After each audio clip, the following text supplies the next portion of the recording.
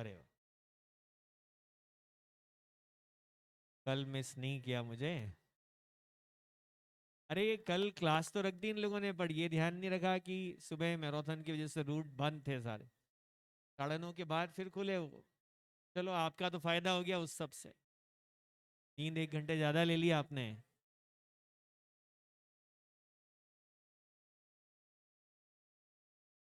कितने बजे नोटिस आया? 7 बजे। अच्छा। अच्छा तो उठ गए थे तो नहा लिए होंगे ना फिर इस बहाने से।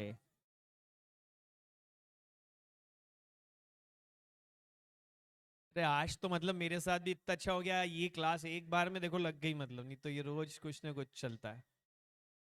चलो मुझे भी कॉन्ग्रेचुलेशंस कह दो एक बार। एक बार में चल गई यार, अब यकीन मानोगे। अरे आज इसीलिए आज 1 घंटा ज्यादा पार्टी में। चलो। हाँ। नितेश पूछ रहा है कल साइकिल चलाने गए थे। ओ भैया मैं कहीं नहीं गया था। मैराथन की वजह से। अच्छा तुम इंदौर में नहीं हो ना, इसलिए तुमको क्या पता चलेगा। यहाँ पे रोड्स बंद थे मैराथन की वजह से सुबह 9-10 बजे तक। इस वजह से उसके बाद से लगी होगी ना क्लास, 10 के बाद से लगी होगी।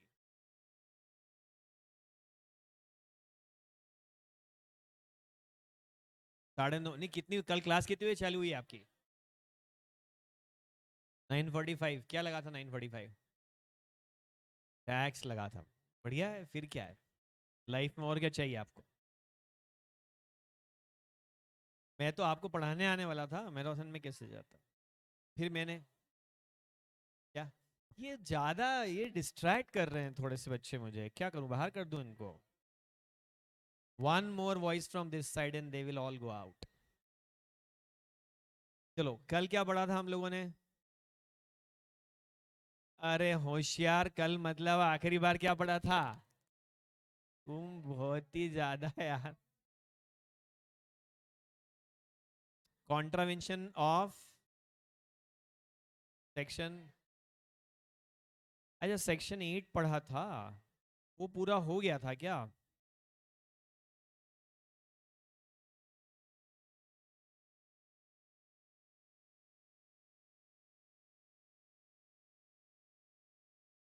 ये पूरा पढ़ लिया था ना हमने?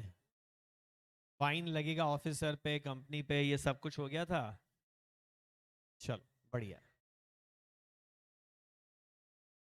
हम्म।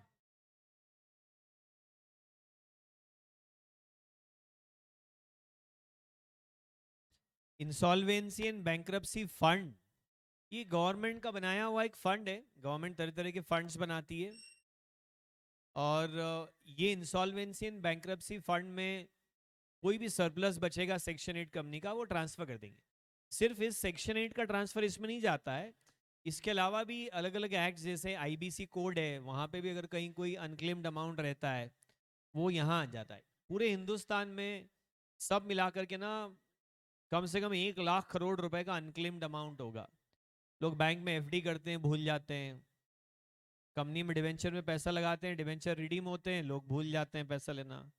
कंपनी डिविडेंड डिक्लेयर करती है, लोग पैसा लेना भूल जाते हैं। ऐसे कई जगह अनक्लेम्ड चीजें पड़ी हुई है। अरे रेलवे स्टेशन पर लोग साइकिल लेकर के आते हैं, साइकिल स्टैंड पे साइकिल खड़ी करते हैं, ट्रेन पकड़ते हैं, जाते हैं, फिर वो दूसरी बार कभी साइकिल लेने ही नहीं आते। ढेरों साइकिलें वहां पड़ी होती है। कई बार तो लोग टू व्हीलर तक भूल जाते हैं।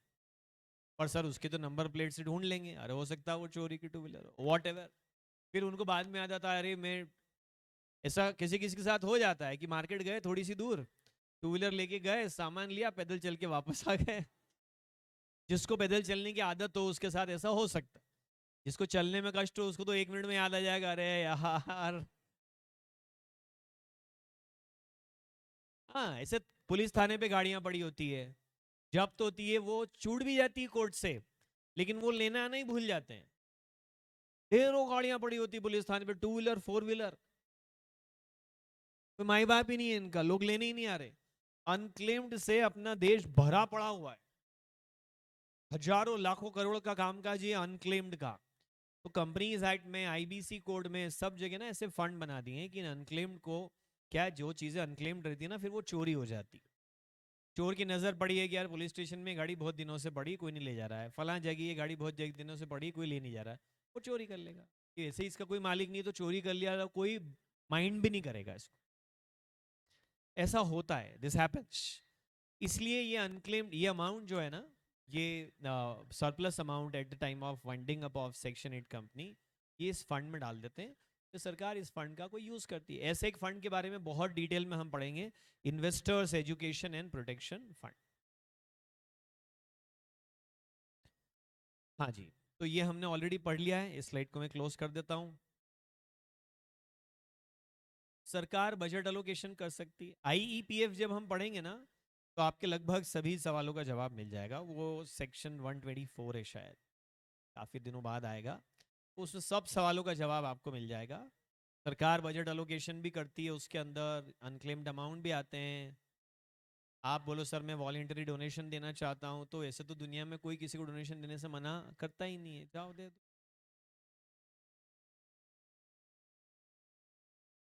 नहीं नहीं नहीं, आप मुझे इंसॉल्वेंसी एंड बैंक्रप्सी कोड में नहीं ले जा सकते, वो एक सेपरेट लॉ है, उसके बारे में हम बात नहीं करेंगे, आज भी नहीं और आगे भी कभी नहीं।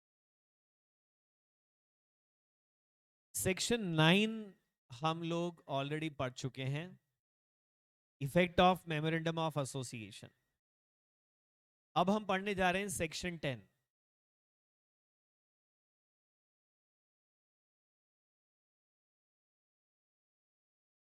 Binding force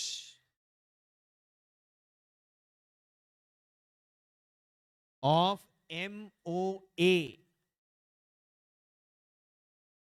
and AOA।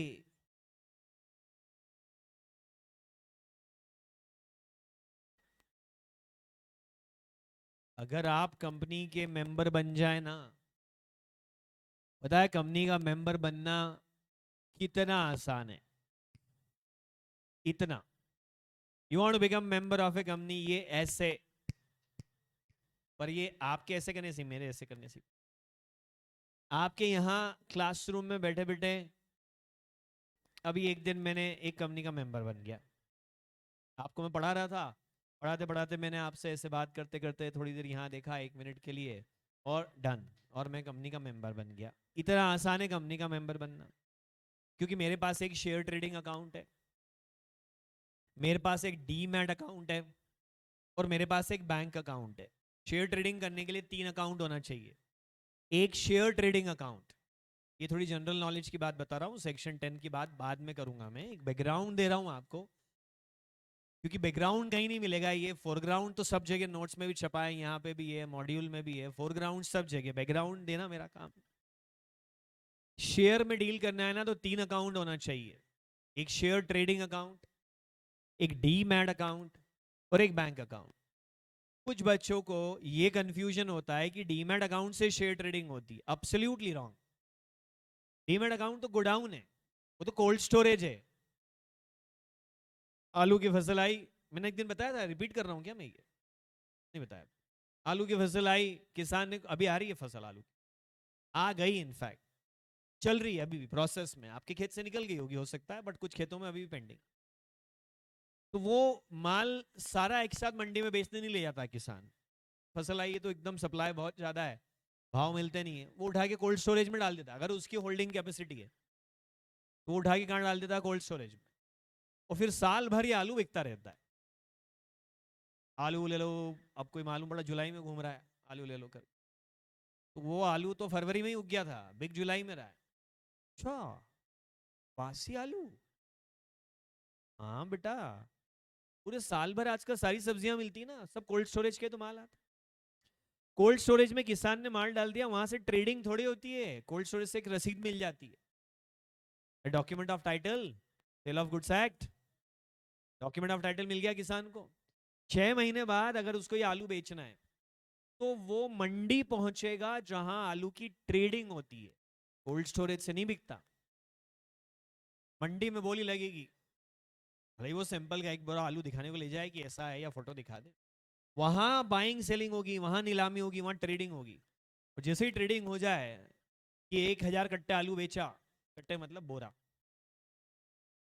तुम वेब सीरीज वाले हो ना, कट्टे मतलब ये समझोगे, वेब सीरीज वाले हो यार, अब क्या करूँ। तो वो 1000 कट्टे आलू बेचा, तो हो गया 1000 कट्टे आलू। तो बायर बोल रहा चल डिलीवरी दे, तो किसान जेब में ढूंढ रहा है, बोले पागल 1000 कट्टे क्या जेब में लेके घूम रहा है? बोले हाँ। बोले बावरे कैसे? फट से उसने एक रसीद निकाली, बोले देख कोल्ड स्टोरेज की रसीद, सेल ऑफ गुड्स एक्ट, दिखता तो शक्ल से पढ़ा लिखा है, इतना नहीं मालूम तेरे को? वो साइन करके आपको दे दे, डॉक्यूमेंट ऑफ टाइटल है, ट्रांसफर हो जाए, आप जाओ। अच्छा ये कौन सी डिलीवरी? कंस्ट्रक्टिव डिलीवरी है ना, इसी को तो बोलते हैं। अब आलू के मालिक आप हो गए आज से, कोल्ड स्टोरेज वाले को भी नहीं मालूम पर आप हो गए मालिक। जिस दिन जाओगे रसीद दिखाओगे छोड़ देगा वो, सिंबॉलिक डिलीवरी होगी। फिर आप उसको चाहो तो विड्रॉ कर लो और वहां से तो उसके बाद में बेच दो उसको, दैट्स योर चॉइस। या विड्रॉ करके अपनी फैक्ट्री, खरीदार कौन था? चिप्स फैक्ट्री का मालिक था, तो बस वो वहां से निकाल करके ले गया, फैक्ट्री ले गया, उसके चिप्स बनाए और बेच दिए। थोड़े से चिप्स, ढेर सारी हवा, सेल कर दी। तो अब ये कोल्ड स्टोरेज से माल थोड़े बिका, मंडी से माल बिका। डीमेट अकाउंट से शेयर नहीं बिकता बेटा, डीमेट अकाउंट तो कोल्ड स्टोरेज है। शेयर बिकता है शेयर ट्रेडिंग अकाउंट से। If you want to deal in share, go to a share broker, open a share trading account, along with share trading account open a demat account, along with demat account you should also have a bank account ताकि money transfer हो जाए। मान लो आप ICICI bank गए, तो उनकी एक site ICICIdirect.com, क्या होता है बाकी जितने भी ब्रोकर है ना वो डीमेट के एजेंट भी हैं, ज्यादा करके ब्रोकर डीपी भी हैं। डीमेट के बारे में चर्चा नहीं करी ना हमने, बाद में करेंगे सम अदर डे, अभी कर लें। टाइम पास में तो तुम इतने इंटरेस्टेड रहते हो, वैसे ठीक भी है, क्योंकि जो यहाँ लिखा है वो तो सब आप भी पढ़ सकते हो, जो यहाँ नहीं लिखा है वो आप नहीं पढ़ सकते। चलो तो मैं आपको थोड़ा सा आज, ये सेक्शन तो बीच में ही रह गया, अब मैं आपको डीमैट के बारे में बताता हूँ। आप जानते हो पर मैं रिवाइज करवा रहा हूँ, कहीं आपका ईगो हर्ट न हो जाए, सर आप क्या बताओगे, बड़े आए बताने वाले। नहीं नहीं बेटा, आप तो पहले से जानते हो, मैं तो इसलिए बता रहा हूँ कि मेरे को आता है तो सुन लो यार, अब क्या है। तो अब क्या हुआ भाई साहब की, डीमैट का कंसेप्ट बहुत सिंपल है। जैसे आप बैंक अकाउंट खोलते हो और उसमें जाके कैश जमा कर सकते हो ना, तो बैंक अकाउंट कैसे खोलते हो? देखो अकाउंट्स में अकाउंट कैसे खोलते हो, एक लाइन आड़ी एक लाइन खड़ी, अकाउंट खुल गया। अकाउंट्स में अकाउंट ऐसे ही खुलता है ना आपकी कॉपी में सर के आईबैड पे अकाउंट कैसे खुलता है? ये अकाउंट, ये दूसरा अकाउंट, ये तीसरा अकाउंट, वैसे नहीं खुलता है। बैंक में अकाउंट खोलने के लिए फॉर्म भरना पड़ता है ना, पैन चाहिए, आधार चाहिए, बिना पैन आधार के तो आपको मानेंगे नहीं कि आप हो। आप बोलो मैं राकेश जैन, बोले तू होगा हम नहीं जानते, तेरा होना इंपॉर्टेंट नहीं, तेरे डॉक्यूमेंट ला, फिर तू नहीं भी हुआ तो भी मानेंगे कि तू है। तो पैन लाओ, आधार लाओ, फोटोग्राफ लाओ, साइन करो, तो बैंक अकाउंट खुल जाता है। ऐसे ही डीमेट अकाउंट भी खुल जाता है। बैंक अकाउंट में आजकल जीरो बैलेंस अकाउंट थोड़े बहुत होते हैं, अदरवाइज बैंक अकाउंट में तो मिनिमम बैलेंस रखना भी जरूरी है, नहीं तो पेनल्टी लग जाती है। पर डीमेट अकाउंट में तो मिनिमम बैलेंस रखना भी जरूरी नहीं है, उसको साल भर खाली रखो, कोई टेंशन नहीं है। बैंक अकाउंट में कोई एनुअल मेंटेनेंस चार्जेस नहीं लगते हैं, लेकिन डीमेट अकाउंट में एनुअल मेंटेनेंस चार्जेस लगते हैं। आपके सेविंग अकाउंट में तो ट्रांजैक्शन चार्जेस भी नहीं लगते हैं, करंट अकाउंट्स में फिर भी लगते हैं, लेकिन डीमेट अकाउंट में ट्रांजैक्शन चार्जेस भी लगते हैं। हालांकि जितनी बड़ी डील होती ना उसके सामने ये annual maintenance charges, transaction charges बहुत छोटे से होते हैं, ऐसे नहीं कि बहुत बड़े लग गए। जैसे बैंक के कैश काउंटर पे जाके आप कैश पटक नहीं देते हो, साथ में एक स्लिप भरते हो, अरे पापा ने दिया बेटा लाए जा लाख रुपए मेरे करंट अकाउंट में जमा कर दे। आप गए और आपकी बारी आई लाइन में, आप नहीं हूं कैशियर की तरफ उछाला, सीधे मुंह पे जाके गड्डी लगी। कैशियर बोले क्या है, बोले रख, जमा कर दे मेरे पापा के अकाउंट में, बाय, भाग गया। कैशियर घर ले जाएगा वो पैसे। आपको क्या करना पड़ेगा, एक पेन स्लिप भरनी पड़ेगी, इसमें अकाउंट नंबर तो लिखो कि कौन से अकाउंट में डाल रहे हो पैसे, सारी डिटेल लिखो, साथ में कैश दो, पेन स्लिप और कैश साथ में उसको दो। फिर वो पेन स्लिप दो हिस्से में रहती है, बीच में फाड़ने की जगह रहती है, परफोरेशन रहता है ना बीच में, तो फिर वो छोटा काउंटर फॉइल रहता है, काउंटर फॉइल पे वो लाल रंग की सील लगाता है और आपको देता है। ये तो क्या पता कि आप उसको कैश दे के आ गए, पापा बोले एसएमएस ही नहीं आया, अरे बोले पापा मैं तो दे के आया पैसे, बाद में वो मुकर जाए ये कौन, मैं नहीं जानता। ये आया था लाइन में, आया था साहब, इसी लगाया ना, ये आया था लाइन में, फिर आया, फिर बोला अरे मैं पैसे लाना ही भूल गया, फिर ये चला गया। सबूत क्या है तुम्हारे पास कि तुमने पैसे जमा करे? काउंटर फॉइल जिसपे सील लगी है बैंक की और कैशियर के साइन है, पैसे जमा है। और फिर एक बार एसएमएस आ गया तो और पक्का सबूत है। तो आजकल तो क्या होता है, वो हाथों हाथ एंट्री करते हैं ना, और हाथों हाथ क्या आ जाता है, एसएमएस, कैश डिपॉजिटेड। बस ऐसे डीमैट अकाउंट में आप क्या कर सकते हो, शेयर जमा कर सकते हो। कि आप शेयर सर्टिफिकेट ले गए, सारी मेरे पास सर्टिफिकेट है शेयर का, ये जमा कर लो, एक फॉर्म भरो, पे इन स्लिप, वो जमा हो जाएगा, एसएमएस आ जाएगा आपको कि शेयर जमा हो गया। पर सर क्या हम बैंक अकाउंट में सिर्फ कैश ही जमा करते हैं? ऐसा भी तो हो सकता है कि इलेक्ट्रॉनिकली किसी ने हमको बैंक टू बैंक ट्रांसफर दिया हो। हाँ, तो डीमैट अकाउंट में भी तो ऐसा ही होगा कि आप जब शेयर खरीदेंगे, किसी का शेयर ऑलरेडी इलेक्ट्रॉनिक था, उसने अकाउंट टू अकाउंट आपको क्या कर दिया, ट्रांसफर। एक बार बैंक में कैश जमा कर दिया ना, तो आपका कैश फिजिकल नहीं इलेक्ट्रॉनिक हो गया। हाँ, एक बार कैश जमा कर दिया तो कैश फिजिकल नहीं बचा, अब क्या हो गया, इलेक्ट्रॉनिक हो गया। अब आपके पास मोबाइल ऐप है ना बैंक का, उस पर टक टक टक टक करो, उसमें भीम यूपीआई जुड़ा है, फोन पे जुड़ा है, और धड़ से कहीं भी कोई बार कोड स्कैन करो, क्यूआर कोड स्कैन करो, क्यूआर कोड स्कैन करा, गॉन पेमेंट। अब फिजिकल की जरूरत खत्म की है। आप किसी को 2000 दे रहे हैं, तो मान लो आप किसी को ऑनलाइन 2000 ट्रांसफर करें, और आप बोलो भैया हो गया ट्रांसफर, वो वहां से पूछ रहा है क्या 2000 का एक नोट दिया है कि 500 के 4 दिए हैं? आप बोलो क्यों, सुबह से भूख ली? पावरे, मैंने इलेक्ट्रॉनिक फंड ट्रांसफर करा है, इसमें 2000 का एक या 500 के 4 या 100 के 20 नोट नहीं होते हैं, ये बस इलेक्ट्रॉनिक क्रेडिट है और कुछ नहीं है। तू टच करके भी नहीं फील कर सकता है कि वाह नोट आ गए। यही बस बस एकदम डिक्टो जो कैश के लिए होता है वो शेयर के लिए होता है, तो डीमैट कहलाता है। सर चेकबुक मिलती है सेविंग में, तो हमको वहां भी मिलती है चेकबुक, उसको टीआईएफडी बोलते हैं, transfer instruction for delivery. Sir मैं तो चेक काट के दूसरों को ट्रांसफर भी मार सकता हूँ, इधर भी मार सकता हूँ। सर मैं तो ऑनलाइन भी कर सकता हूँ, इधर भी कर सकता हूँ। तो डिफरेंस क्या है, कि कैश होल्ड करता है, इंडियन रुपीज दैट टू। आप जाओ डॉलर जमा कर लो तो बोले हक नहीं होते, पाउंड नहीं, सीरिया की करेंसी बोले नहीं। लेकिन डीमैट की खासियत क्या है, रिलायंस के शेयर जमा कर ले हो गए, टीसीएस जमा कर ले हो गए, विप्रो जमा कर ले हो गए, एक कंपनी के बॉन्ड भी वो भी जमा कर ले, बोले डन। बोले 400 बोरे गेहूं है, ये भी जमा कर ले, बोले डन। हाँ, कमोडिटी ट्रेडिंग होती ना, जिस कमोडिटी में ट्रेडिंग अलाउड हो एमसीएक्स में, उसका भी डीमैट आता है। ये गोल्ड जमा कर ले, 1 किलो गोल्ड, बोले हाँ डन। गोल्ड ईटीएफ, वो भी डीमैट में होता है। एक ही डीमैट में सब जमा हो जाता है, वो सर मिल नहीं जाता आपस में, सब गेहूं और सब अलग अलग पड़ा रहता है। और डीमैट में कभी भी आप फोन लगा के ये नहीं पूछोगे भैया कितने रुपए के जमा हो गए। जिस बैंक में तो स्टेटमेंट आता तो टोटल आता ना कि अब इतना बैलेंस है, डीमैट में ऐसा एक सिंगल बैलेंस नहीं आएगा। बोलेंगे तुम्हारे पास 6 सिक्योरिटी है, हर कंपनी का नाम, उसकी क्वांटिटी, कंपनी का नाम, क्वांटिटी, नाम, क्वांटिटी, नाम, क्वांटिटी, ये आता है, रुपए नहीं आते हैं उसमें। सर इसको डीमैट क्यों बोलते हैं? मटेरियल मतलब फिजिकल, मटेरियल मतलब फिजिकल, डी मटेरियल मतलब which is not physical, electronic.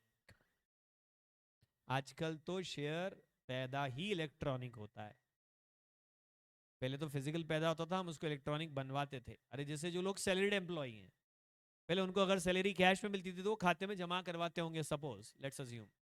अब तो जो सैलरी आती है वही इलेक्ट्रॉनिक आती, तो जो पैसा पैदा हुआ अकाउंट में वही कैसे आया, इलेक्ट्रॉनिक,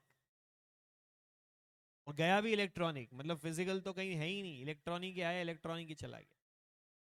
ये कंसेप्ट है बेटा डीमैट। सारी लिस्टेड पब्लिक कंपनीज के लिए डीमैट कंपलसरी, मतलब जो बड़े पैमाने का काम चलता है वो सब डीमैट में चलता है, इलेक्ट्रॉनिक फॉर्म। अब क्या है, हमारे देश में 2 डिपॉजिटरी ऐसा आपने पढ़ा होगा, नाम बताओ।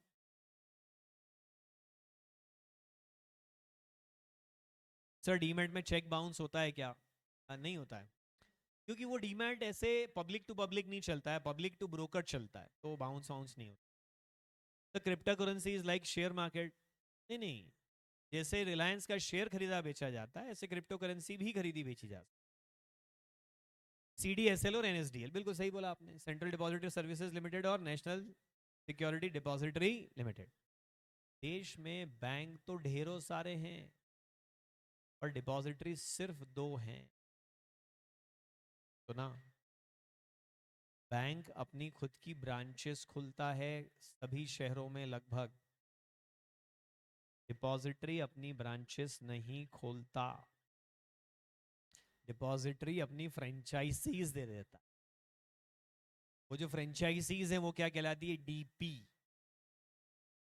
नहीं, व्हाट्सएप का डीपी नहीं, डिपॉजिटरी पार्टिसिपेंट। सर ये फ्रेंचाइजी कौन लेता है डीमैट अकाउंट खोलने की? बैंक्स भी लेते हैं और ब्रोकर्स भी लेते हैं। नहीं, अरे भाई अभी बैंक में भी सब ट्रांजैक्शन ऑनलाइन हो रहे हैं, पर बैंक में अकाउंट तो खोलना पड़ता है ना जाके। और कल को कोई प्रॉब्लम आ जाए कि मेरे पैसे गायब हो जाए तो किसी से तो कांटेक्ट करना पड़ेगा ना। तो जैसे बैंक की ब्रांच होती है, और ब्रांच तो क्या है, उसमें लोग फिजिकली भी बहुत जाते हैं, डीपी के पास फिजिकली कम विजिट करते हैं लोग, लेकिन कोई तो हो फ्रेंचाइजी। अभी भाई डोमिनोज पिज्जा आपको घर पे डिलीवरी करता है, तो सर फ्रेंचाइजी तो चाहिए ना, जिधर फोन लगाओ कि भाई साहब एक भेजना पेप्पी पनीर, तो किसको बोलोगे? सेंट्रल हेल्पलाइन पे थोड़ी बोलोगे, स्टोर को बोलोगे आप। तो सिमिलरली यहाँ पे भी क्या होगा कि वो जो फ्रेंचाइजी है मोस्टली ब्रोकर्स हैं और बैंक्स हैं। सर इधर टी स्टॉल वगैरह पे भी फ्रेंचाइजी मिलती नहीं बेटा, फाइनेंशियल इंस्टीट्यूशंस ही इनकी फ्रेंचाइजी ले पाते, जो फाइनेंस के बिजनेस में हैं वही लोग फ्रेंचाइजी लेते। तो आप जब ब्रोकर के पास जाते हो कि भाई साहब एक शेयर ट्रेडिंग अकाउंट खोल देना, सुनो, शेयर बाजार आपने वो देखा ना स्कैम 92, तो शेयर बाजार पहले वैसा ही होता था 92 और उसके पहले, कि भाई एक फ्लोर होता था, फ्लोर मतलब एक हॉल होता था, बैंक्वेट हॉल, मैरिज हॉल जैसा। बेटा बिटकॉइन क्या है, नॉट माय सब्जेक्ट, जब जिस दिन कोर्स खत्म होगा पूछना, बताऊंगा। तो अभी क्या हुआ कि जैसे एक हॉल होता था, जैसे ये हॉल है, ये शेयर बाजार हो गया, या सब लोग ऐसे भीड़ लगा के खड़े हो जाते, तो चिल्लाते जोर जोर से, भाई जैसे मेरे पास कोई कंपनी का शेयर बिकने, तो क्या हुआ, आम आदमी शेयर बाजार में डील नहीं कर सकता है, शेयर बाजार में ब्रोकर्स होते हैं। जैसे ये शेयर बाजार है और आप सबको मैंने इसका मेंबर बना लिया, ब्रोकर, और पूरे हिंदुस्तान के लोग आपको फोन करेंगे कि यार तू बाजार में ही बैठा है ना अभी, जरा ये मेरे फलां कंपनी के शेयर बेच देना, फिर आप चिल्लाने लग जाओगे 500 MRF, 500 MRF, 500 MRF, 500 MRF, 500 MRF, इस भाव में, इस भाव में, 80,000 के भाव, 80,000 के भाव, 80,000 के भाव, आप चिल्लाने लग जाओगे। सब्जी मंडी में सब्जी वाले चिल्लाते ना, जिस सब्जी मंडी विजिट करी कभी, 20 रुपए किलो, 20 रुपए किलो, 20 रुपए किलो चिल्ला रहे हैं, जोड़ आप भी चिल्ला रहे हो, वायर भी चिल्ला रहा, सेलर भी चिल्ला रहा, तो चिल्ला रहा, आवाज ही नहीं आ रही एक दूसरे की। तो सारे ये हाथों के इशारों से बात चलती थी। वो शेयर बाजार है। सर मैं डायरेक्टली जाऊं, तुमको अंदर ही नहीं जाने देगा चौकीदार, हमारे पास कार्ड होना चाहिए अंदर, ब्रोकर, ब्रोकर कार्ड, ब्रोकर ही अंदर जा सकता है, वही खरीद बेच सकता है। लेकिन फिर ये सब फिजिकल से क्या हो गया, इलेक्ट्रॉनिक। सर इलेक्ट्रॉनिक हो गया तो अब मैं डायरेक्ट बीएससी में बेच दूं शेयर, नहीं रे भाई, तेरे को बीएससी का सॉफ्टवेयर भी अंदर नहीं जाने देगा, फिजिकल की जगह वर्चुअल हो गया, पर तू अभी भी फोन तो ब्रोकर को ही लगाएगा कि भाई साहब ये खरीद लेना, या ब्रोकर आपको पासवर्ड लॉगिन आईडी दे देगा, तो आप ब्रोकर के सॉफ्टवेयर पे डालोगे खरीदा बेचा, ब्रोकर का सॉफ्टवेयर एक्सचेंज के सॉफ्टवेयर से कनेक्टेड है, वो ऑर्डर को आगे पास कर देगा। शेयर खरीदने की मंडी है, जो मंडी जैसे सब्जी मंडी होती ना, ऐसे शेयर मंडी है ये, और ब्रोकर के थ्रू ही डील होता है। हेलो, ये जो भी किसानों का कानून चल रहा है इसमें भी तो यही बोल रहे हैं कि मंडियां ही हटा देंगे एक तरह से, वो बोल रहे हैं मंडियां थी रहेंगी, पर वो अपने आप हट जाएगी जिस तरह का नया कानून आएगा। अभी किसान जो भी अनाज बेचता है वो सब मंडियों में ब्रोकर्स के थ्रू बेचता है, अब वो बोल रहे हैं कि कंपनी सीधे किसान से खरीद पाएगी, बीच में से ब्रोकर क्या होगा, जरूरत नहीं है, जिसको मंडी के थ्रू जाना है मंडी के थ्रू जाओ, जिसको डायरेक्ट बेचना है डायरेक्ट बेच, ऐसे। तो शेयर ब्रोकर बीच में होता है। शेयर खरीदने बेचने के लिए कौन सा अकाउंट खोलना पड़ता है, शेयर ट्रेडिंग अकाउंट। सर इसमें कुछ पैसे रखने पड़ते हैं, मत रखो ना, 1 रुपया भी मत रखो ब्रोकर के पास, पर आप बाइंग ऑर्डर दोगे तो वो एग्जीक्यूट नहीं करेगा। मैंने शेयर ट्रेडिंग अकाउंट खोल लिया, मतलब मैं उसके यहाँ शेयर खरीदने बेचने के लिए ऑथोराइज हूँ। मैं फोन लगाऊंगा, जरा रिलायंस का 2000 वाले शेयर 1000 ले लेना, मतलब 20 लाख का माल खरीदने का बोल रहा हूँ मैं। बोले भाई साहब पैसे, मैंने क्या बेशर्म, जानता नहीं मैं कौन हूँ? बोले सर इसीलिए तो मांग रहा हूँ। अब मेरी रेपुटेशन बहुत अच्छी है तो ब्रोकर मुझे अलाउ कर देगा कि वो पहले खरीद लेगा, फिर मैं दोपहर को पैसे पहुंचा दूंगा। क्या भरोसा आजकल किसी का। अगर रिश्तेदारों पे भरोसा नहीं कर सकते पैसों के मामलों में, तो ब्रोकर के यहाँ पैसे जमा करके रखो। पैसे जमा रहेंगे ना उसके यहाँ, तो आप फोन लाओगे शेयर लेना तो पैसे उसके पास पड़े ही हैं। ये तो फिर क्या होगा, जब जब शेयर खरीदोगे तब तक ट्रांसफर करना पड़ेगा। भाई साहब मैं ये शेयर खरीद लेना, लेकिन मैं एक में ट्रांसफर करता हूँ, आ गए पैसे आ गए, हाँ अब ले लो। तो थोड़े जमा ही रखो इससे तो। ओके, फिर जब वो शेयर आ जाएंगे, मैं बोलूंगा खरीद ले, तो वो बोली लगा देगा, फिर कोई ना कोई सेलर से वो शेयर क्या करेगा, खरीद लेगा। तो जब वो शेयर आ जाएंगे तो वो रखूंगा कहाँ मैं, डीमैट में। क्या होता है आजकल ज्यादा करके ब्रोकर डीपीबी हैं, तो जिस ब्रोकर के यहाँ शेयर ट्रेडिंग अकाउंट खोलने जाते हो उसी के यहाँ डीमैट अकाउंट भी खुल जाता है, तो ताकि वो दोनों अच्छे से कनेक्ट हो पाते हैं। तो जो शेयर आप खरीदते हो वो ऑटोमेटिक डीमैट में आ जाता है, ब्रोकर आपको घर पे लाके नहीं देता। अब आप आईसीआईसीआई बैंक चले गए, तो आईसीआईसीआई तो बैंक भी है, और आईसीआईसीआई शेयर बाजार में ब्रोकर भी है, और आईसीआईसीआई डिपॉजिटरी पार्टिसिपेंट भी है। तो अंडर वन रूफ तीनों सर्विस मिल गई। तो उनका एक प्रोडक्ट है जिसको बोलते हैं आईसीआईसीआई डायरेक्ट.com। रोज 2 स्पैम कॉल होते हैं आईसीआईसीआई डायरेक्ट.com के, क्योंकि मैंने वहां अकाउंट खोला तो उन्होंने मुझे मुफ्त में डायरेक्ट.com का अकाउंट भी दे दिया। मैंने बोला नहीं चाहिए। अरे बोले सर पैसे नहीं लेंगे, ले लो।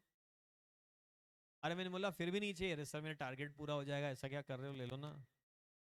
ठीक है, उसको ऑब्लाइज करने के लिए आईसीआईसीआई डायरेक्ट.com अकाउंट खोल लिया। रोज फोन लगाते सर ट्रेडिंग करो। मैंने कहा तुम्हारे साथ नहीं करना, ठीक है करता हूँ। डायरेक्ट.com का क्या फायदा है, उधर शेयर खरीदते हो आप तो ऑटोमेटिक आपका बैंक अकाउंट भी वहीं लिंक्ड है। ट्रेडिंग अकाउंट में शेयर खरीदते हो तो बैंक अकाउंट से पैसे कट के ट्रेडिंग अकाउंट में अपने आप आ जाते हैं, और जो शेयर खरीदते हो वो ट्रेडिंग अकाउंट से अपने आप डीमेट अकाउंट में क्रेडिट हो जाता है। फिर जब बेचते हो तो वो अपने आप पुल कर लेता है डीमेट अकाउंट से शेयर ट्रेडिंग अकाउंट के अंदर, और जो पैसे आते हैं बेच के वो अपने आप बैंक अकाउंट में क्रेडिट कर देता है, क्योंकि तीनों अंडर वन रूफ है ना। Hello.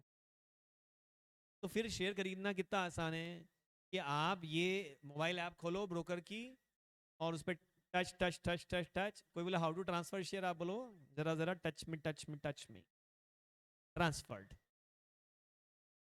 Touch touch touch touch touch, click की आवाज भी नहीं आती आज। पहले तो माउस से वैसे करते थे तो click click click click click, पता नहीं क्या क्लिक हो। नहीं नहीं, जिस शेयर ब्रोकर के आप अकाउंट खोलोगे उसका ऐप लगाना पड़ेगा ना आपको। फिर उसका ऐप में जैसे ही जाओगे तो वो लॉगिन आईडी पासवर्ड मांगेगा जो ब्रोकर ने आपको दिया है। फिर वो लॉगिन आईडी पासवर्ड आप डाल दोगे। हाँ आवाज जा रही है, अच्छा चैट विंडो गायब हो गई ना आज, 1 मिनट। तो ऐसे करके और सारा मामला जो है सेट हो जाता है। ये बेटा पूरा प्रोसेस है शेयर ट्रेडिंग का जो मैंने आपको आज बता दिया। पर क्या होता है, मुझे तो यहाँ टच करने में भी बड़ा आलस आता है। यार मैं पहले जाऊं फिर वो शेयर देखूं फिर ये क्वांटिटी फीड करूं उस पर वॉट एवर। तो मैं तो जैसे ही बैठा हूँ 2 मिनट फुर्सत में तो ब्रोकर को बोलता हूँ फला कंपनी की इतने शेयर ले लो, कट, बस मेरी बात सुन ली। वो और आसान है ना यार, why should I do it, मैं क्यों करूं। मेरे लिए सबसे आसान काम है कि ब्रोकर का फोन जो है वो क्विक डायल पर रखा हुआ है, बटन दबाया उसने उठाया, हाँ भाई साहब इस शेयर की इतनी क्वांटिटी ले लेना, बोले 1 मिनट होल्ड करना, तो अगले 5-7 सेकंड में उसका जवाब आता है आगे, और अगले 1-2 मिनट में एसएमएस आ जाता है। हाउ कुड ही नो कि मैंने ही फोन करा है। हाँ नहीं नहीं बेटा, वो सब ऑटोमेशन का हर जगह काम का नहीं होता। मेरे दिमाग में ही अभी आया मुझे लेना है तो क्या जीटीटी ऑर्डर लगाऊं,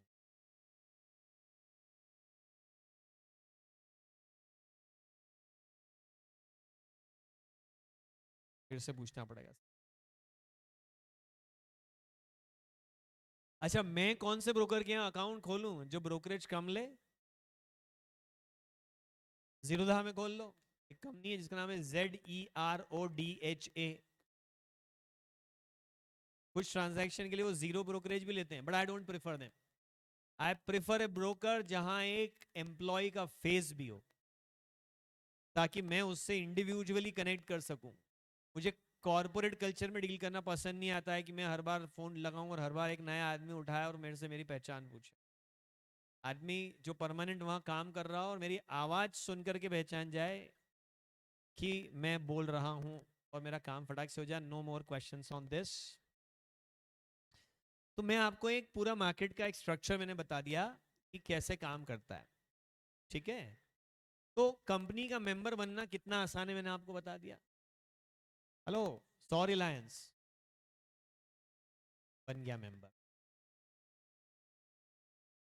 मतलब थियोरिटिकली, प्रैक्टिकली 2 दिन के बाद में बन जाऊं, क्योंकि T+2 रोलिंग सेटलमेंट चलता है अपने देश में कि जो शेयर मैं आज खरीदता हूं वो सौदा तो आज हो गया, लेकिन उसकी डिलीवरी 2 दिन के बाद होती है। जैसे डोमिनोज पे आपने फोन लगाया, भाई साहब एक 5 पेपर देना, जैसे ही फोन रखा, अरे वाह आ गया। नहीं, 30 मिनट्स में डिलीवरी होगी ना। 30 मिनट्स लगेंगे ना, 20 मिनट्स, 15 मिनट, 20 मिनट, 30 मिनट लगेंगे ना डिलीवरी को। स्विगी पे आपने कुछ क्लिक करा, 45 मिनट डिलीवरी को लगेंगे ना। इधर भी डिलीवरी को टाइम लगता है 2 दिन का। T+2 रोलिंग सेटलमेंट है अपने। तो प्रैक्टिकली 2 दिन बाद डीमेट में आएंगे, लेकिन मैं आज से अपने आप को मान सकता हूं कि हाँ मैं अन्य में क्या जाता। तो sir how to become member? Hello, 50 TCS, ये बन गया मेंबर। अब इतनी आसानी से आप मेंबर बन जाते हैं, बट बिलीव मी आपको पता ही नहीं है अब ये सेक्शन रोल में आती। मैंने आपको थोड़ा सामान्य ज्ञान दे दिया, अब मैं सेक्शन पे आता हूं कि अब ये सेक्शन कैसे में रोल में आती है। कि मैंने एक 200 पेज का डॉक्यूमेंट पूरा पढ़ के साइन कर दिया, ऐसा मान लेंगे मेरे बारे में। ये मैंने बोला ना कि 50 TCS, तो उन्होंने क्या मान लिया कि हाँ तूने टाटा कंसल्टेंसी सर्विसेज का मेमोरेंडम और आर्टिकल ऑफ एसोसिएशन, सुन तरुण महाजन, तूने पूरा मेमोरेंडम पढ़ा है, तूने पूरा आर्टिकल पढ़ा है, तूने वहां उनके बैंगलोर ऑफिस जा करके, सॉरी बॉम्बे ऑफिस जा करके आमने सामने टेबल पे बैठ के हर पेज पे साइन करा है, उधर काउंटर पार्टी के फॉर्म में कंपनी ने साइन करा है। It has become a contract. Memorandum and article becomes a contract between the company and the shareholder as soon as you become member in the company. And memorandum और article का binding force उतना ही है जैसे कि आपने individually contract कर लिया, बंधनकारी हो गए। ये बंधन तो प्यार का बंधन है। कौन सा पिक्चर थी, बहुत आती है यार TV, Karan Arjun. On registration, MOA binds the company and the member as it is a contract between them.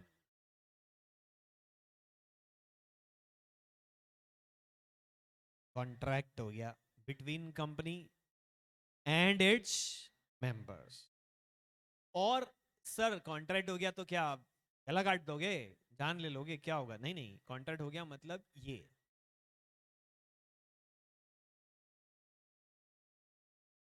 Company is liable to members. जो भी मेंबरशिप राइट आर्टिकल में लिखे हैं वो सब मेंबर के राइट हैं, और इसीलिए वो सब कंपनी के लिए क्या है, ड्यूटी है। कंपनी ने कसम खाई है कि जो भी आपके अधिकार हैं वो सब हमारे कर्तव्य हैं। We are liable to you. हमारी ड्यूटी है कि हम डिविडेंड आपके घर भेजें, हमारी ड्यूटी है कि हम हर साल बैलेंस शीट भेजें, हमारी ड्यूटी है कि हम आपको मीटिंग का नोटिस दें, हमारी ड्यूटी है कि हम आपको राइट इश्यू दें। सारी ड्यूटीज है और कंपनी ने कसम खाई कि हाँ है। मेंबर ने बोला अरे ऐसी क्या बात है, जब आप इतनी ड्यूटी आ रहे हो, यार ऑल्सो। दोनों ने कसमें खाई। कंपनी ने खाई कि मैं तुम्हारे साथ ही रहूंगी, इन्वेस्टर ने भी कहा कि हम भी तो, we are also liable to you. लेकिन अब एक चीज नहीं होगी,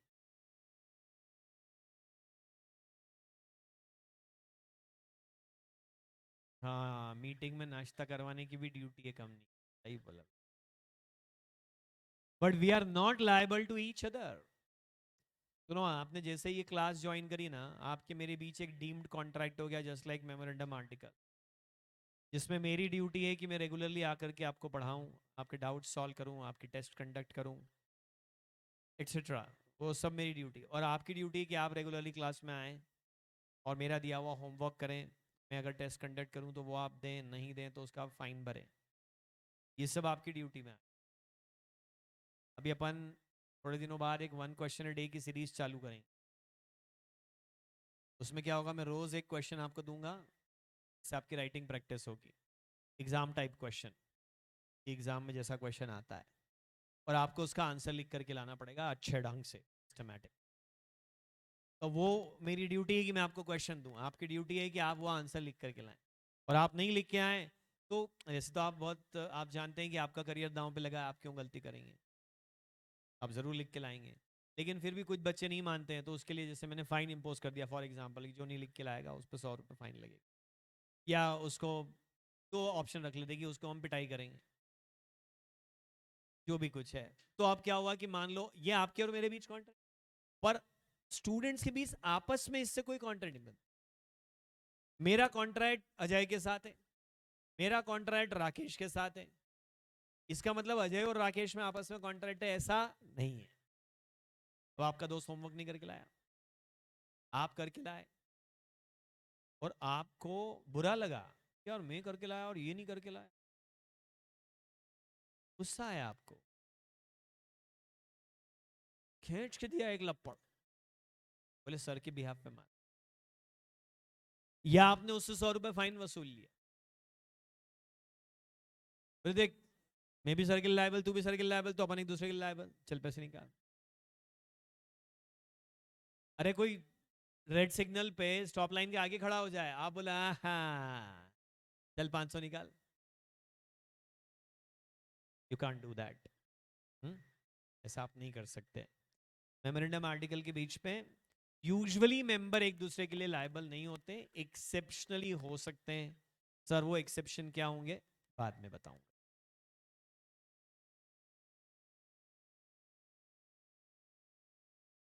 ये है कोई आउटसाइड पार्टी जो अटैक करने के लिए आ रही कि मेमोरेंडम में हमारे कुछ राइट दिए थे तूने पूरे नहीं करे, अब ये बुल तुमको मारेगा। हमारे जैसा है, बैठा आगे पर दिमाग पीछे ही है। हाँ ये बोला ना, तो ये देखो पीछे पासिंग से पास कर दिया इन्होंने।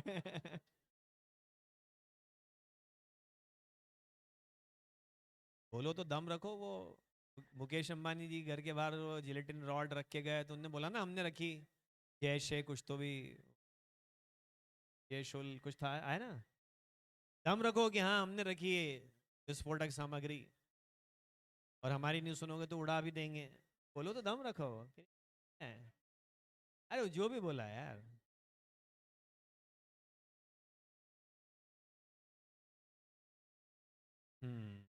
ये बोल रहा सर बच्चों आपकी तरफ ही आ रहा है ये। We are not liable to outsiders on the basis of article of association. Article हमारा इंटरनल कॉन्ट्रैक्ट है, इसका फायदा कोई थर्ड पार्टी नहीं ले सकती है, कीप इन माइंड।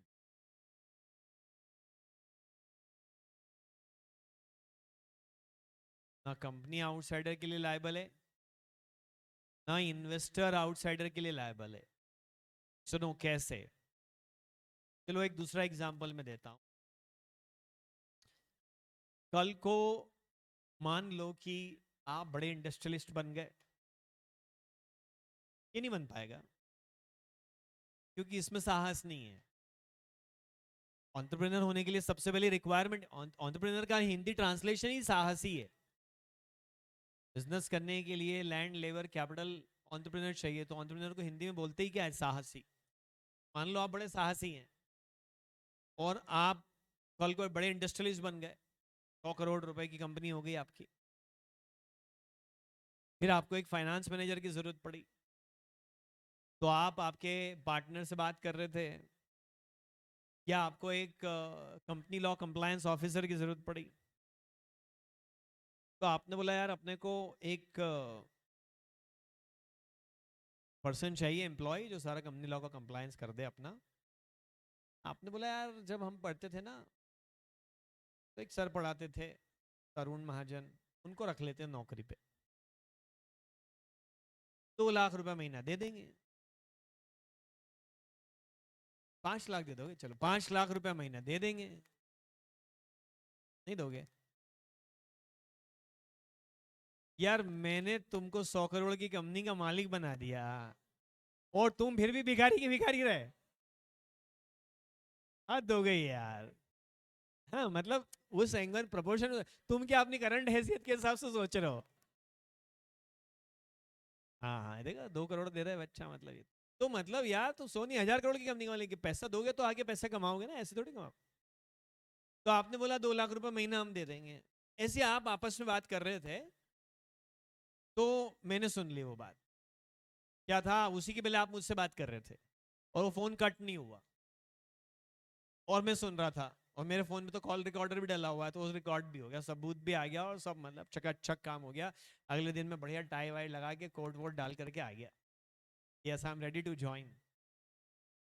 बोला नहीं, ने इरादा चेंज कर दिया है, we don't need a person now, वो बाद में देखेंगे। बोला नहीं नहीं, कॉन्ट्रैक्ट हो गया अब तो मेरा आपका कॉन्ट्रैक्ट हो गया। अब अगर आप मुझे नौकरी से निकालोगे तो 3 महीने का नोटिस पीरियड दो या फिर 3 महीने की सैलरी दो, 6 लाख रुपए दो।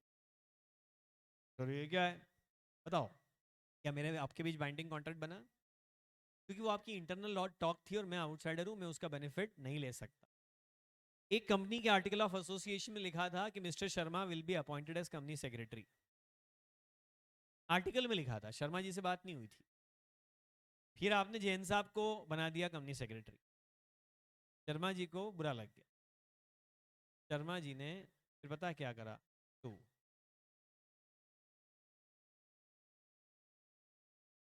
कंपनी पर, तो जज साहब ने बोला क्या करा है आपने शर्मा जी?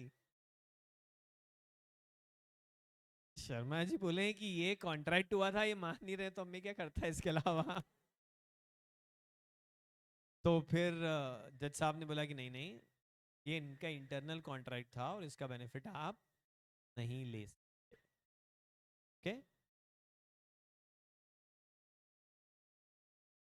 हम्म। चलो तो ये है पॉइंट्स जिसको अब आप नोट कर सकते हैं। What is binding force? This is the binding.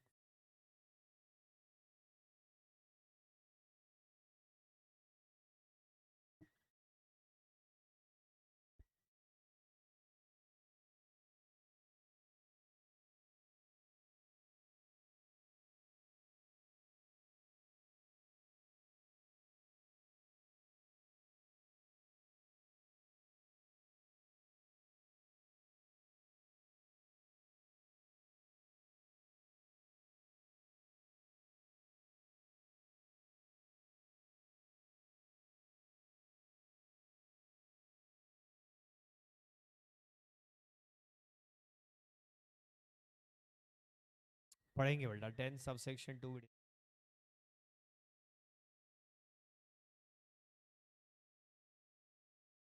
हाँ, एबनॉर्मली लायबल हो सकते हैं, वो लास्ट में जब हम केस लॉस पढ़ेंगे तो बता दूँ।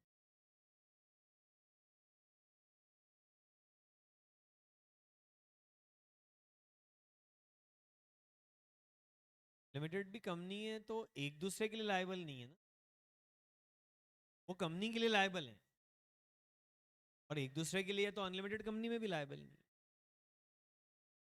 वॉट एवर, हम बोल रहे हैं एक दूसरे के लिए लायबल नहीं है।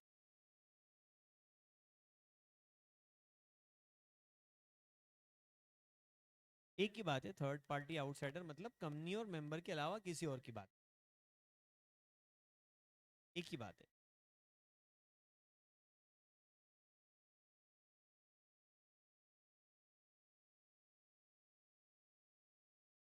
वो दूसरों से कंपनसेशन,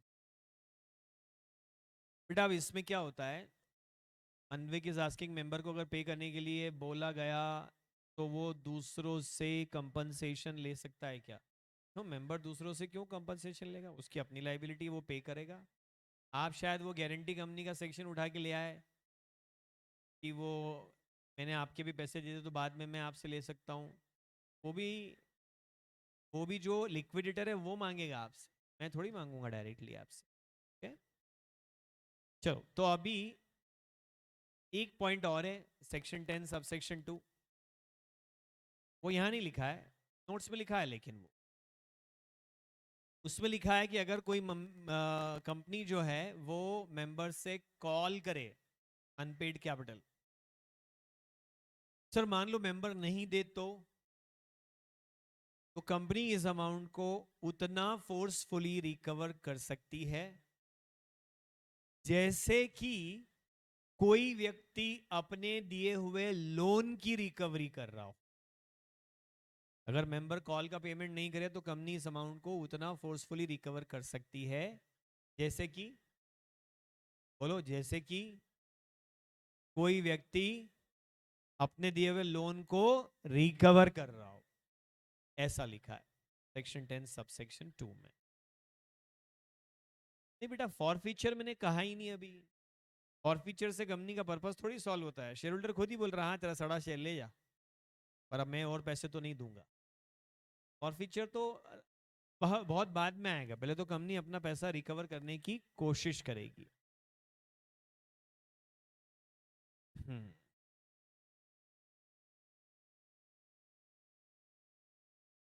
सेक्शन 10A, इसके लिए आपको रेफर करना है notes.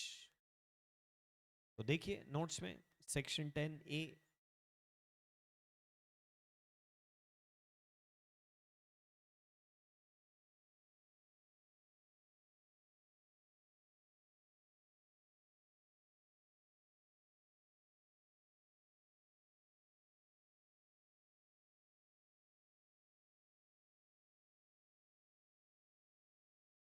This is commencement of business.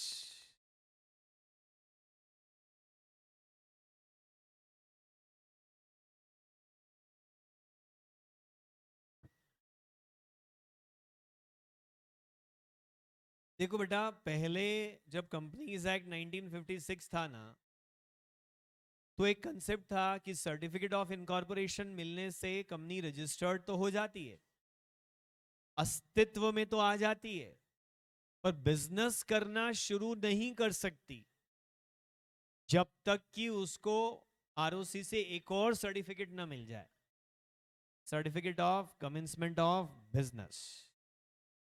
ठीक है,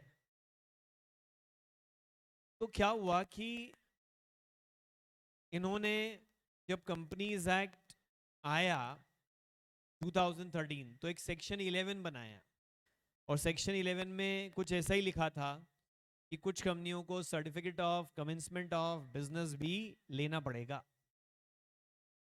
ठीक है, फिर बाद में कंपनीज एक्ट में एक अमेंडमेंट आया और सेक्शन 11 को डिलीट कर दिया कि नहीं नहीं, certificate of commencement of business की कोई जरूरत नहीं है, डिलीट कर दिया।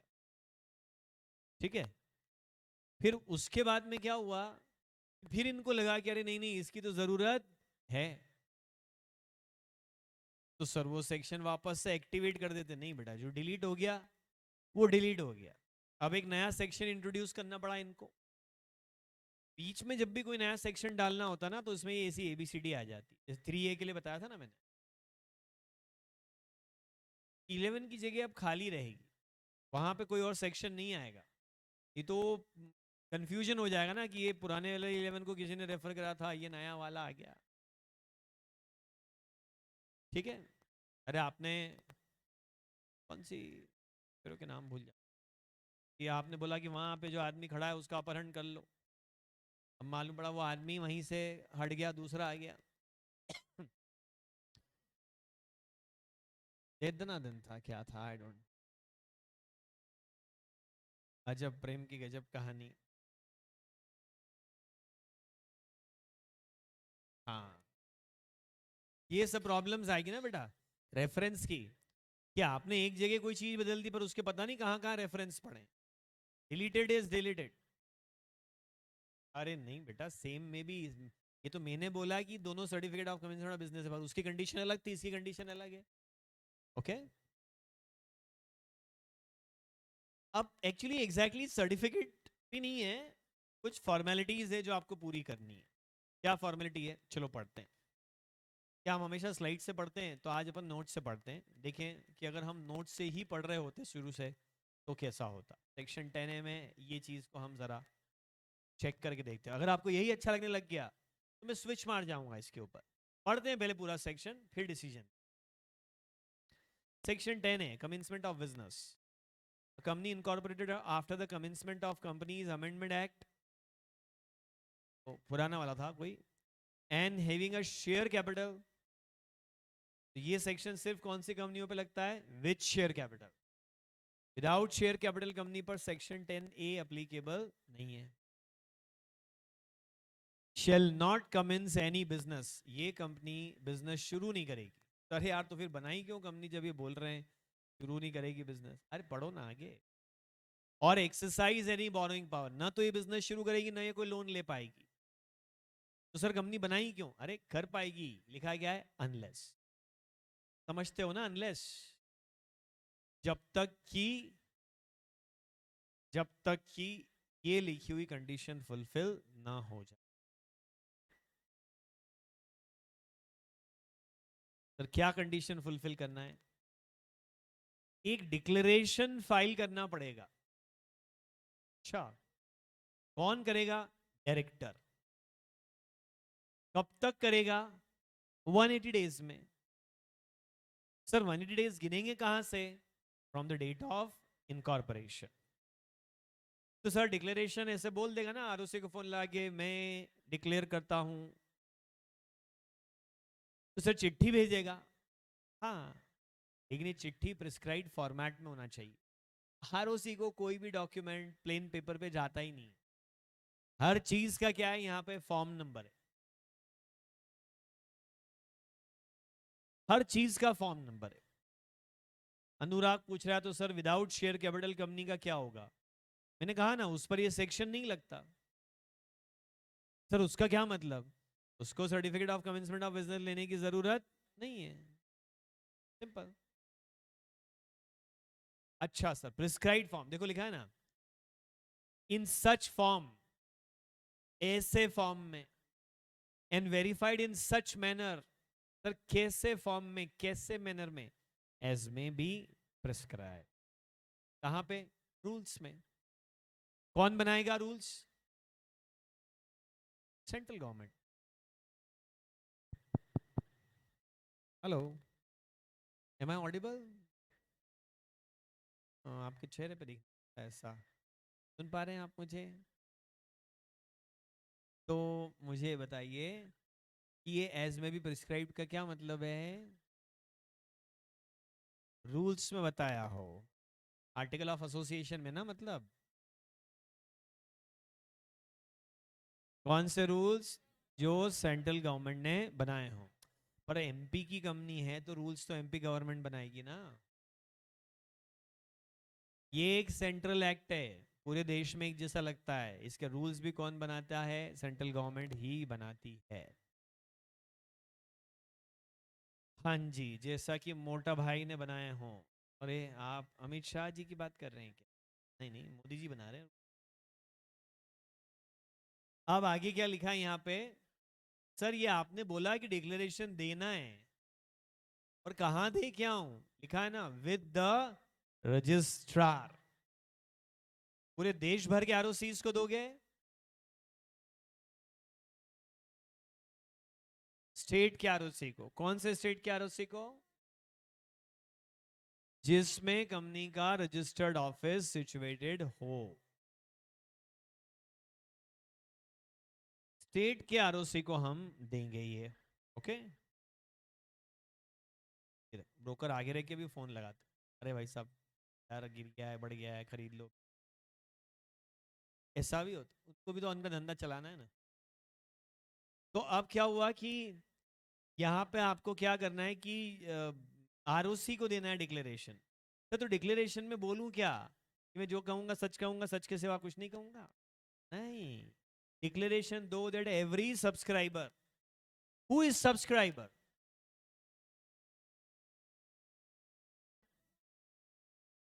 पढ़ के आओ बेटा घर से। एकदम ऐसे ब्लैंक बैठे हो, बिल्कुल चेहरे पे कोई भाव ही नहीं। मुस्कुरा तो दो एक बार।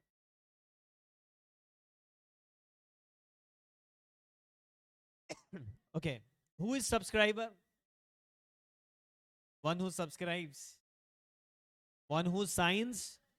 हाँ दीपक, बिल्कुल सही कहा, जिसने मेमोरेंडम को साइन किया हो उसको हम सब्सक्राइबर कहते हैं. That every subscriber to memorandum has paid. Sir कितना पे कर दिया है? The value of shares he agreed to be taken by him on the date of making such declaration. तो मुझे एक बात बताओ, ये सब्सक्राइबर तैयार हुआ था क्या कि मैं शेयर लूंगा? हाँ हुआ था.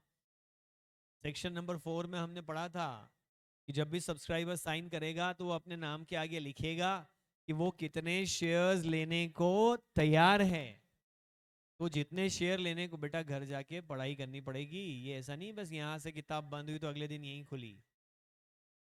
पढ़ना शुरू कर दो आप फटाफट से. ओके. और यहाँ तो ज्यादा बच्चे फिजिकल में बैठे हैं तो एक ओरल टेस्ट में अब परसों से चालू कर ही देता हूँ. तो अभी तक हमने जितना पढ़ा है उसकी ओरल टेस्ट होगी कल, परसों. परसों ओरल टेस्ट होगी जिसमें कि यहाँ जो फिजिकल में जितने बच्चे बैठे हैं रेंडमली उनमें से किसी को भी पॉइंट करके मैं सवाल पूछूंगा, वो खड़ा होकर के जवाब देगा. ठीक है. परसों. आज तक जो भी पढ़ लेंगे उसका ओरल टेस्ट परसों होगा. नोट्स की बेसिस पे सवाल पूछूंगा, नोट्स पढ़ करके आना. हाँ. तो बेटा क्या हुआ कि ये सब जिन्होंने वादा करा था, सर हमारा क्या होगा, जो हम यहाँ ऑनलाइन में तुमसे भी पूछूंगा और तुमको जवाब देने के लिए टाइम भी नहीं दूंगा. इनको तो सवाल पूछने के बाद 10 सेकंड का टाइम दूंगा. तुम्हारा नाम लेके जैसे ही सवाल पूछूंगा ना कि दीपक विजयवर्गीय जवाब दो, तो इंस्टेंटली मेरा क्वेश्चन खत्म होते ही आंसर आपका अगले 3 सेकंड में आना चाहिए. अब तुम टाइप कर पाओ नहीं कर पाओ तुम्हारी प्रॉब्लम है. और सर नहीं करा तो क्या कर लोगे? रिमूव.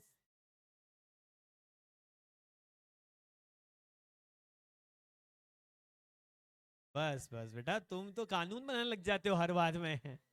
लॉ क्या पढ़ रहे हो? सर ऐसा हो गया तो वैसा कर दूंगा, वैसा हो गया तो ऐसा कर दूंगा, ऐसे में ऐसा करूंगा, वैसे में वैसा करूंगा. लॉ थोड़ी बना रहे हो. चिल. अब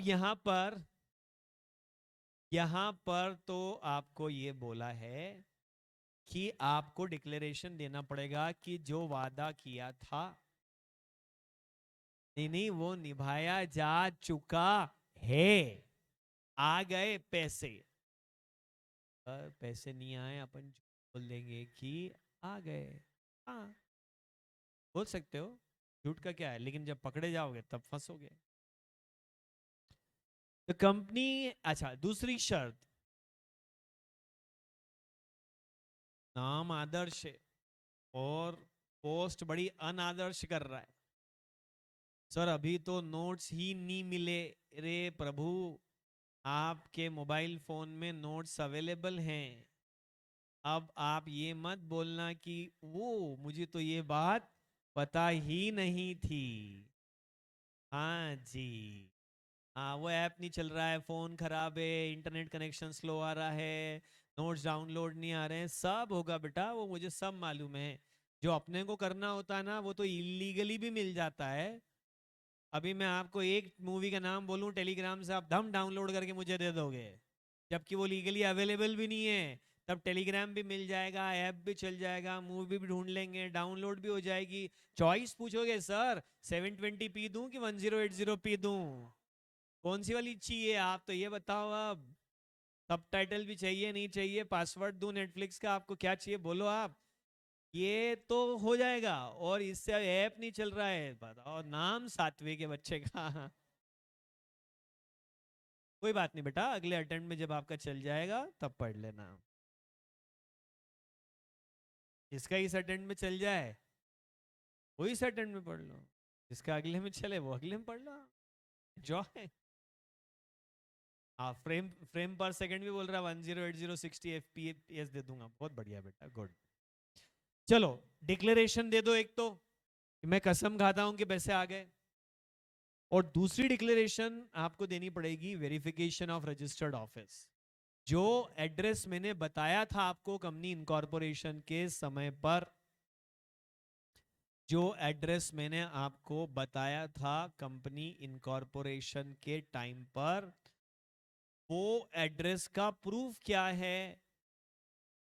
कि वो एड्रेस एक्चुअली एग्जिस्ट करता है? What is the proof? तो आपको उसका एक प्रूफ देना पड़ेगा। क्या करना पड़ेगा आपको? उसका एक प्रूफ देना पड़ेगा।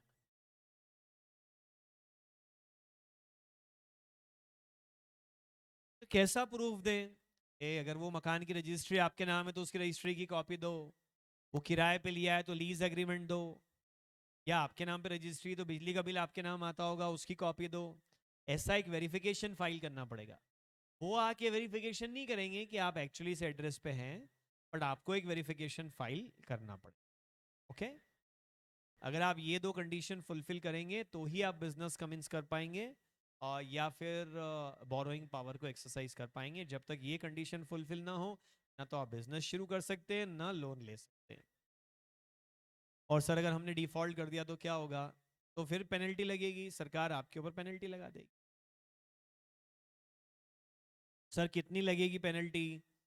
बेटा वो याद करने की जरूरत नहीं है। नहीं सर मेरे को याद करना है तो, अरे वाह, बधाई हो, आप याद करिए, अच्छे नंबर आएंगे आप। सर मान लो कि हमने डिक्लेरेशन ही फाइल नहीं करा, where no declaration has been filed with registrar within a period of 180 days। तो सर क्या 180 दिन के बाद ही करना है? नहीं नहीं नहीं नहीं, 180 दिन तो मैक्सिमम टाइम लिमिट है। आप तो कंपनी बने ना अगले दिन ही फाइल कर दो, पैसे आ गए, और बोले इतना फास्ट, बोले हाँ ऐसे ही है अपना, और ये एड्रेस प्रूफ, काम खत्म, अगले ही दिन करो। पर मैक्सिमम टाइम कितना है? 180 दिन। कहां से? डेट ऑफ इनकॉर्पोरेशन से। आप आरओसी के पास गए नहीं, तो आरओसी को हो गया आपके ऊपर शक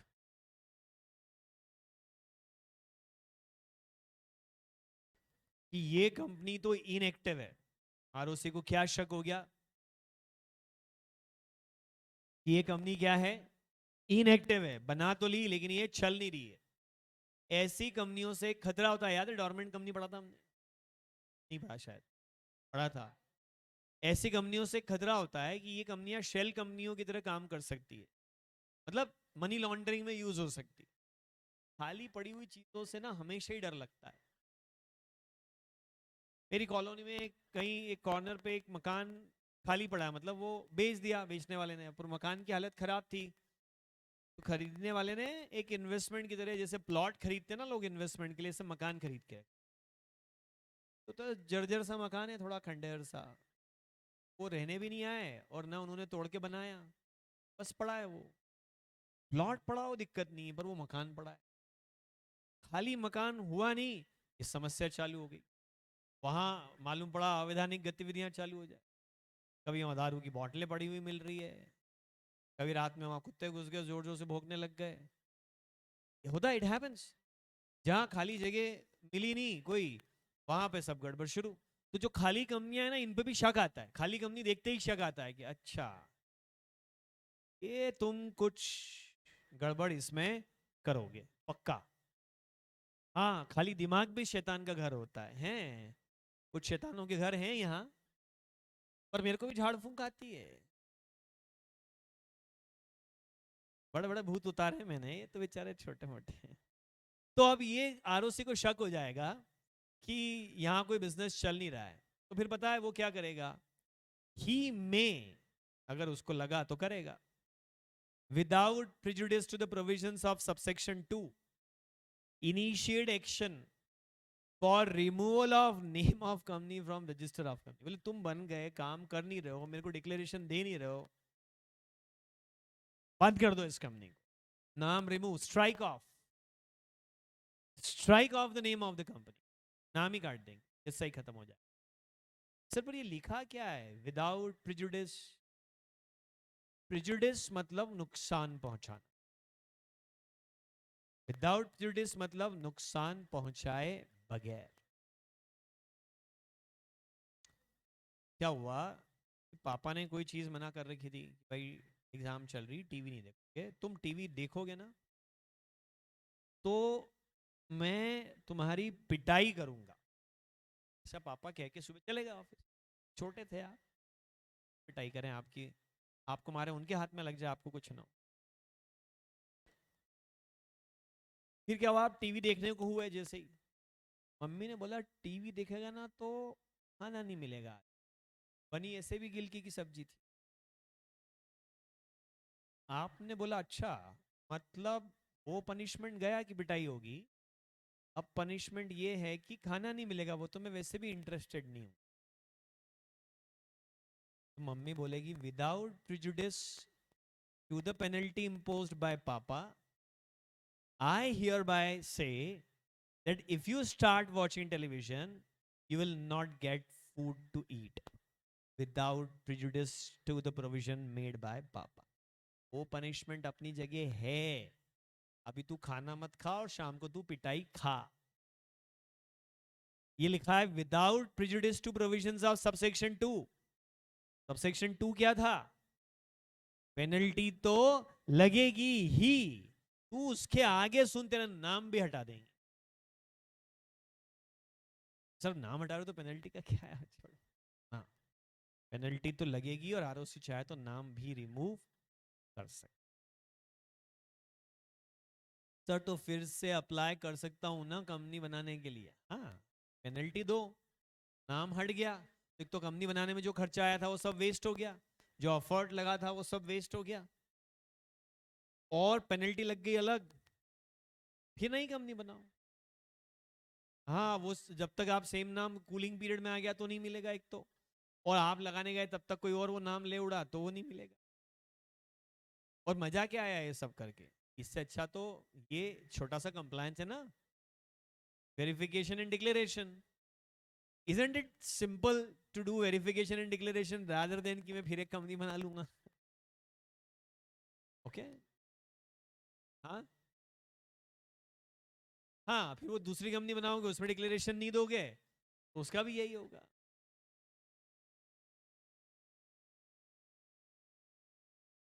हाँ कहिए, कोई डाउट है इसमें? तो day after tomorrow oral test है, सेक्शन 10A तक की, ठीक है, बी प्रिपेयर्ड। आप कल से ऐसे ही पढ़ेंगे ना, नोट से? वोट फॉर नोट्स, हाथ उठाओ। वोट फॉर पीपीटी, इधर ऑफ ऑनलाइन वालों टाइप करो पीपीटी या नोट्स कुछ एक जल्दी से। PPT wins. Thank you, bye bye.